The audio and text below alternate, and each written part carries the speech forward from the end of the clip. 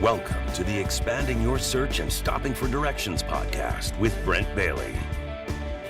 And at the tech booth, Jody Cook-Bailey and Luke Cardiel. We are growing our circles of connections and knowledge together with encouraging conversations and positive communications.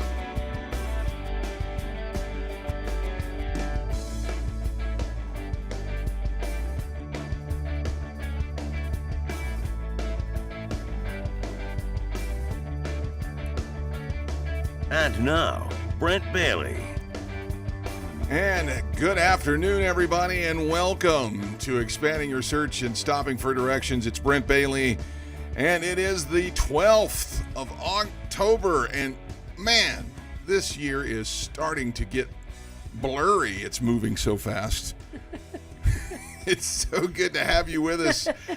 It moved so slow for so long, and now we're moving so fast. But anyway, it's so good to have you with us today. I'm joined, of course, by Jody and Luke over there at the tech booth. And guys, there's a lot going on today. Let's get this show on the road. We got a lot to talk about. Today's guest is amazing. I've been following this guy for a long time and never had the honor and pleasure of meeting him. And we know a lot of the same people, have a lot of mutual friends. And I'm so excited to have a speaker, author, church historian, just all around. He is a very well-spoken minister. And I'm excited to have Robert Slaridan with us today. And we'll be bringing him out here in just a few minutes. It's going to be a great show, especially if you're familiar with Robert's ministry. And so it's going to be good. All right, guys. Which is a big ministry. Big. Absolutely. It's worldwide, and a lot of folks. I was telling him in the pre-interview, I've been following him since I was a student at Rhema in the early 90s. So I'm excited to have him here with us today. All right. Yes. So today, October the 12th, Monday, it is obviously, today is also known, if you would be here at our house, you would know something's going on because we have a house full of boys today. We do. But both Preston and Peyton had people spend the night last night because they're out of school today for Columbus Day. Yes. So today is the day, Columbus Day. It's also known here in the States as National Indigenous Peoples Day. Yep. And whichever one you call it, it is still, whatever stance you take on that. This is a day that we're celebrating a merging of cultures. Yes.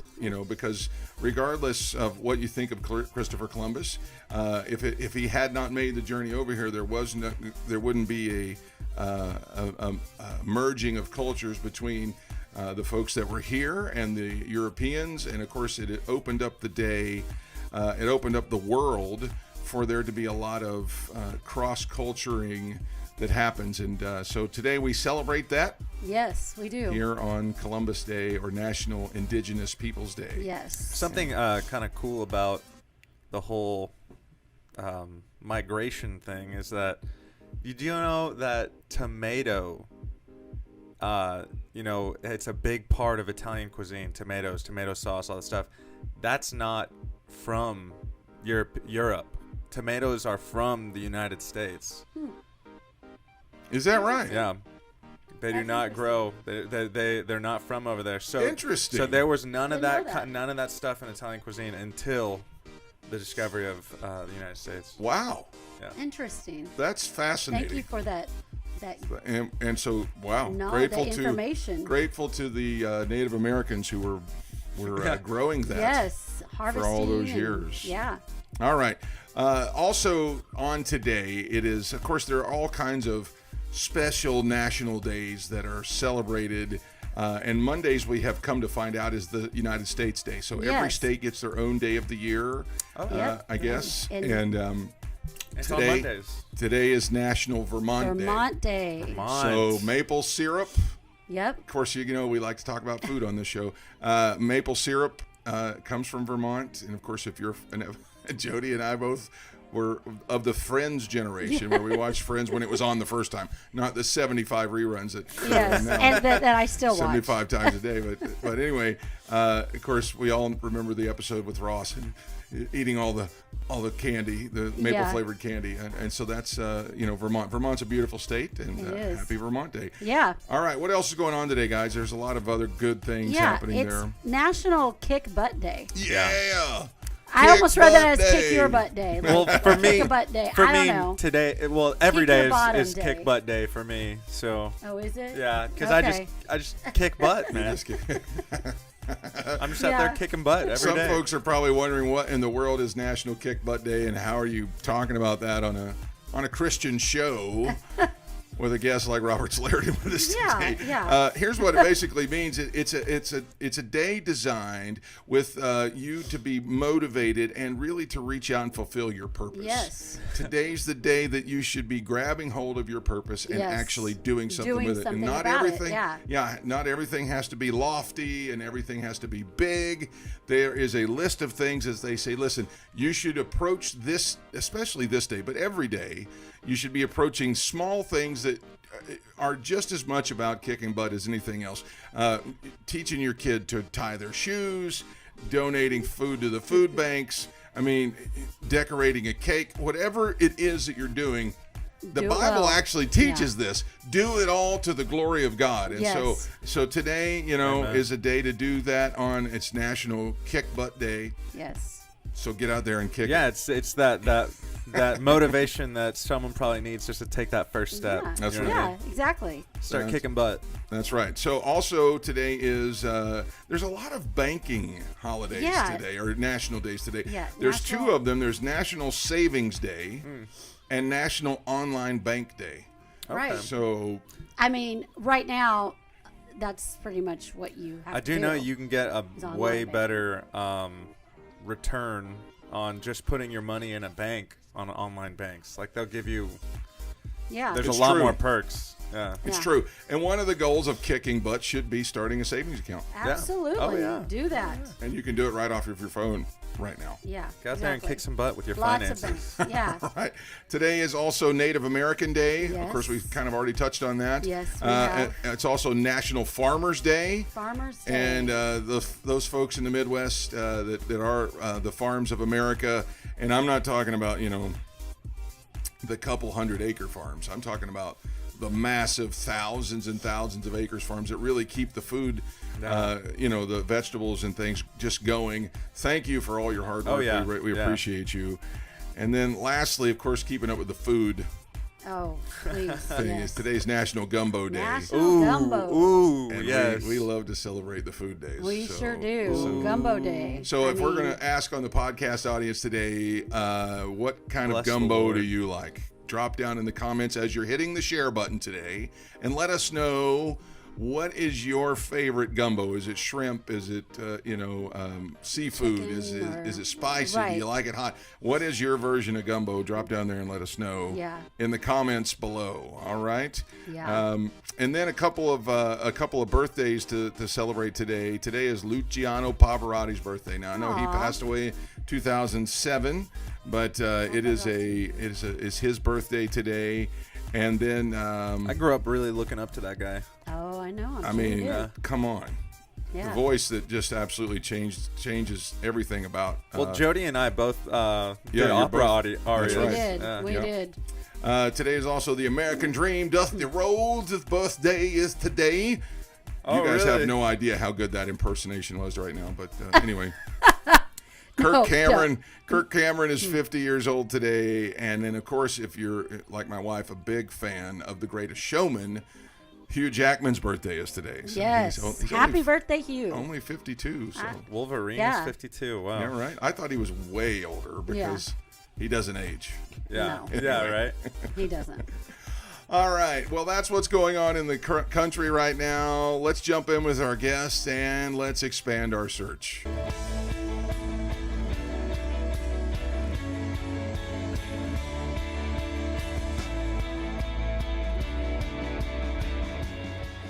My guest today is Dr. Robert Slarian, and he is an author. He is a public speaker. He is a spiritual leader, church historian, humanitarian. He's been in the public eye for many years. It started when he was a young age, preaching at the age of 13 years old. He started lecturing on a topic that's very dear to his heart, the God's generals.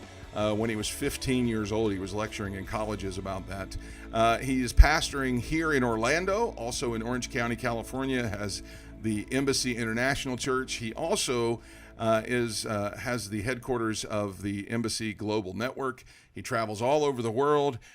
He's been on television, and he's got some new books. And when I say some, I'm probably barely scratching the surface. He's written over 80 books, sold millions of them worldwide. Of course, he's known for the God's Generals books, but more than that. But he's got a few that he's just released and a couple that have been updated, and we're going to talk to him about that. I want you to welcome to the program today, Roberts Laridan. There he is in his office. Hey. Good to see you all. Man, it's so good to have you here. And as I was saying to you earlier, sure is a pleasure to finally meet you. I feel like we've circled the same the same places for so long, and so, yeah, it's so great to have you here. Now, my mother-in-law she's one of our biggest fans, but she made a point to make sure that I pass along to you her greetings and her love. Of course, Sharon Cook knows you from back in the days at Melodyland years ago for Dr. Wilkerson. That goes back a few decades, not years, but decades. I was trying to be nice. She's watching, so.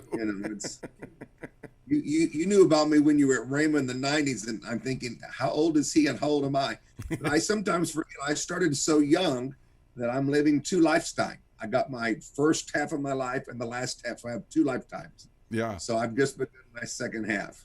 Yeah, and it seems to me like you're just getting as revved up for the second half as you did in the first. I want to be bolder, louder, and faster. Awesome, and that's a great goal to have. I'm getting ready to turn 50. I'm not sure exactly what your age is. Welcome to the club. I turned 50 in February, and I'm trying to gear up myself for that as well. So I hear you loud and clear. Now, talk to us just a little bit. You actually started preaching when you were 13. Tell us what that was like. I preached my first sermon when I was 13 years old in North Carolina in Assemblies of God Church. And so from that point on, I started preaching. So I'm a teenage preacher. I'm like a young teenage preacher. And so I preached my first sermon then. And then from there on, I began to get invitations to do youth and small churches and some conferences. And it kind of just evolved after that first meeting. And I've never had any other career, any other job outside of ministry. So I'm one of those unique characters that I began early. I stayed with it. I worked through all the ups and downs, and I still like it and still going for it. So that's how I began. Yeah, it's kind of like if it's not broke, don't fix it. I mean, you're still. I mean, I caught some of your stuff on YouTube, and I was like, man, he's as fire as he ever was. So go for it, man.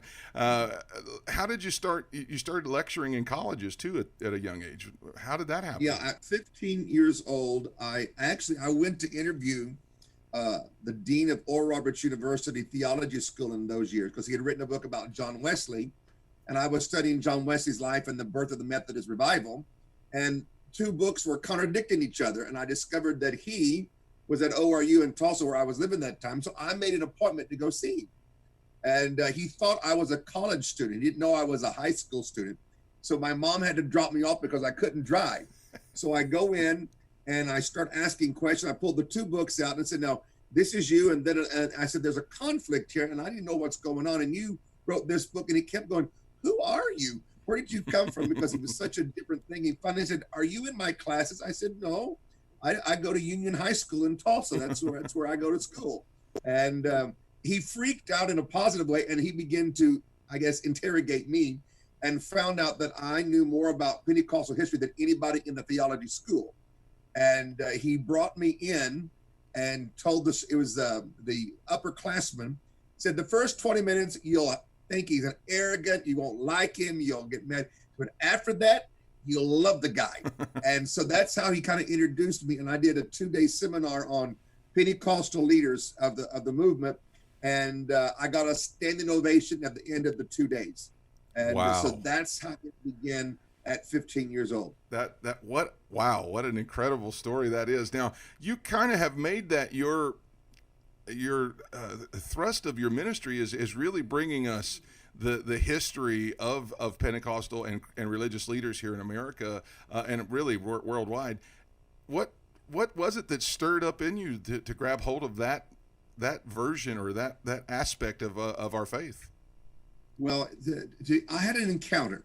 I don't know how your listeners will react to this, but Jesus walked through the front door of my house when I was a teenager and told me, study the lives of my generals, know why they succeeded, why some failed, because there'll come a generation who will need to know what I will show you if you'll do what I tell you. And he said a few more things, and then he walked out. Now, I didn't like anything about what he said because I didn't want to hear the word study. And I thought studying preachers would be the most boring thing in the world, because at that time I was going to a Pentecostal holiness church, and all the preachers I knew were fat, bald-headed, and spit while they preached. And that's more true, and I'm not exaggerating. No, I grew up Pentecostal. I'm with you. And so I didn't want the Lord to be mad at me, to be very honest. So I picked up a Christian biography of a preacher in our home, because we had a small library. We've always loved books in our family. And when I read about the chapter and a half, something exploded inside of me, a consuming, happy passion to read books and to talk to old people who knew famous preachers and to tell the story, to know what they did right, what they did wrong. And I still do it today. I'm 54 years old, and I still, if you walk into my bedroom or hotel room, you'll see at least 2 or 3 books I carry with me, other than that I'm reading and studying, because I want to know and I want to help others. And the God General series is the study of who God chose, what he did through them in the time, the period that they were alive. If they made some mistakes, what were they, so we can learn from them? Because you can review something and look at something without being judgmental. You can be honest about a person's successes and failures or things without being anti. Everybody that I write about, I like. I would go to their meetings today and put money in the bucket and support them. So there's not an axe that I'm grinding. I just want people to learn how God called them, their gift, their anointings, how their life revolved around the gift, and their families. And that seems to have worked worldwide for me. I never knew or never thought that any of the books or this kind of thing would ever become as big as it has. But I guess the Lord knew more than me, and I'm doing my best to preach the gospel and to teach the generals and to do it all over the world. You know, you said something there that was really, I think it's very instrumental for us as the body now. All of our leaders have all made mistakes at some point in time, and there's a way to learn and still be blessed by what they did without, Everybody great has done something stupid, or more commonly known as a sin, okay? So there's hope for all of us, guys. If we made a mistake, God's a God of a second chance and a third chance and a fourth chance. My suggestion is don't use all the chances up. 1 or 2 is enough, and learn from the mistakes of others and yourself, and go forward. And if you lose a group of people that don't like you nowhere because they can't process your humanity or that moment when you didn't quite make the right decision or you made the very bad decision, there is 7 billion people. Don't cry over 2,000 don't like you no more. Go meet the rest of them and have a good time and learn the lessons of your successes and your failures and make sure you correct them. Wow, that's so good. Now, I know that you've done a version of this for kids as well, and Jody and I were talking about that. That's something that we want to get into our kids' hands. But what made you kind of go down that direction? Because I agree, the initial of that is like, oh, studying preachers would be boring. How do you transition that? Well, I liked it, and I found out that little kids were coming to my meetings, and they would come up after church and ask me questions about the generals. And some of it was because I'd written the other books at adult level, and I thought, let's do this for kids. And so I did 12 volumes. You see 3 of them on the screen there for the ages of 8 to 13. I want them to have the Sioux Trooper heroes. We don't need Wonder Woman. We got Catherine Kuhlman. We don't need Batman. We got John G. Lake. We don't need these characters to be our kids' superheroes. Let's put real biblical, supernatural people in their lives as the role model, the storyline, and help them build an identity. And also, I wanted to do this for adults and for children. We have to remember, we are spirit-filled people. We do not come from Charles Spurgeon. Love Charles Spurgeon. I love John Wesley. We come from Amy Sybil McPherson, William Seymour, John G. Lake, Oral Roberts, Catherine Kuhlman. Those are our heroes and our identity. And we want to put that into the people's hearts, because that's a part of building a strong identity to take the move of God to our generation and the next stronger and better than the last one. Wow, that's so powerful. Now, I noticed that a lot of those are written about people that were alive years and years and years ago. Have you started something for some of the more modern guys like the Oral Roberts and the Kenneth Hagins and the? They keep asking. Well, I've written about Oral Roberts and Billy Graham, but they're also gone now. The initial rule, you had to be dead for 7 years to be in the series. Okay. I've made a few alterations on that. And this is the reason why. So when someone has died, their reputation is settled, their ministry after them is settled, everything is kind of settled. And then you can talk and ask questions and discuss things without hurting a person or bringing something up that should not be brought up while they're alive. And so if I was to write about living people today, like if I wrote about Dr. Cho or Rod Parsley or on these, it would not be fair for me to pull up things that they walked through years ago in their lives. Let's say they did something, and I'm not saying Parsley did or these guys, but if they did, that's not fair. I got you. And so I thought about writing a series called Living Legends and asked them to tell me 2 things they did wrong they want to talk about, and 2 things they did right they want to talk about, and let them pick it. And so that way it is not something that's hard to deal with. Some things should only be talked about once the person is in heaven. Then you can talk about it in a different way, an honorable way, and it doesn't pull pain and bad memories up. All right. Now you've got one book that's coming out here right before Christmas. It's kind of I guess it's an updated version of the Great Azusa Street Revival, Life and Sermons of William Seymour. Tell us a little bit about that. Well, this book I've been working on for a while. William Seymour is one of the great, great generals of all time. God chose an African-American man in the early 1900s to become the pastor, the leader, and the catalyst of the Pentecostal movement that is still going on today. That little guy you see in the picture there, and behind him is actually the mission. We want to honor the revival, and we want to honor him. But it's been very difficult to get his teaching together. So what I did in this book is write to you, about the revival and Seymour's life. And then I found all the sermons that we have anywhere in the world that Seymour preached, that there's a record of or a print of, and put them in this book, because I wanted to preserve the sound of Azusa Street. I want to preserve the sound of the pastoral and the leadership, revival leadership gift in Daddy Seymour. And this is the best way to do it, is let you read what he preached in the time the revival was going. So this book has more pictures and more sermons and updated information on the revival. So we're going to release it again for Christmas. It's a great holiday gift for pastors and Spirit-filled revivalists. You'll love this book very, very much. Well, now just by you saying that, I've got to have you come back on the show and just talk about the leadership qualities of some of these guys, because I guess I wasn't aware that it talked about some of those things too, and that to me is a whole fascinating onion that we need to peel back some layers on. So. Anytime. All right. Roberts, thank you so much for your time today. We really appreciate you. And again, we've admired you from afar and looking forward to building a great relationship and a friendship here. God bless you. Have a great rest of your day. And, man, keep going.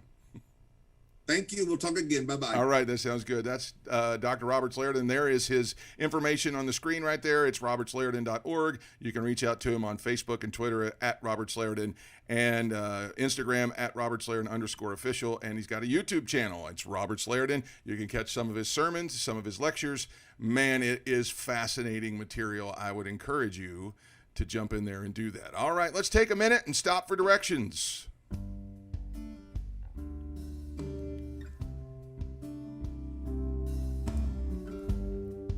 You know, while Roberts was talking and I was thinking about the show today, I actually talked about this a little bit with my church on Wednesday night. You know, you can look ahead to the great folks that have gone before us, and you can learn a whole lot. And, you know, God has a specific calling for you in your life. What is it that God's created and purposed you to do? That's up to you to find out. You know, I was preaching to my church in 1 Samuel when David got anointed to be the king. He didn't run out and just try and figure something out. The Bible actually says that his first appointment was to go and work for the king.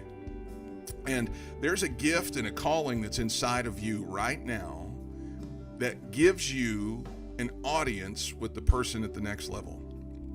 So whatever it is that you're called to do, it may or may not be related directly to your gift. David's gift didn't really have a lot to do with his calling. He was anointed and called to be the king, but his gift was to play an instrument. I would say to you today, if you want to get in an audience with some of these great men of God that have gone before you, or somebody at the next level of what you're called to do, polish up on your gift the way David did. David was so good at playing the harp that it took him before the king. Whatever your gift is now, use it, polish it, be great with it. And then when you get your audience with somebody in the next level, pay attention to what they do. Do what Roberts was talking about today. Pay attention, listen, learn. Use that influence in your life. But stay with your gifts until your gifts get you to the place where you have to submit. And David had a chance to kill Saul, and he submitted and kept his gift in check, and God made sure his calling got fulfilled. That's my direction for you today. I pray that you have a great day. All right, that's going to wrap it up for the show today. I'm so grateful to Robert Slayerton for coming and be with us today. Man, I could listen to him talk forever, because talking about our history and our heritage is a great thing. To Jody and to Luke, good job, guys. Another great show. Again, my thanks to Dr. Robert Slayerton. Coming up next on the program, we've got all kinds of great guests lined up, but our next one is a corporate leader and coach, Ronnie Doss. You'll not want to miss it. Have a great rest of your day. I hope you found what you were looking for as you took the time to expand your search and stop for directions. Have a great day, everybody. Thanks for joining us today. Connect with us on @ExpandingYourSearch on Facebook and Instagram, and @ExpandingSearch on Twitter. Relive any of our episodes on YouTube. We are available wherever podcasts are found, including Spotify, iHeartRadio, Apple Podcasts, and Google Podcasts. You can also download the Direction Ministries app on iOS, Android, Apple TV, Roku, and Amazon Fire. Take some time today to expand your search and stop for directions.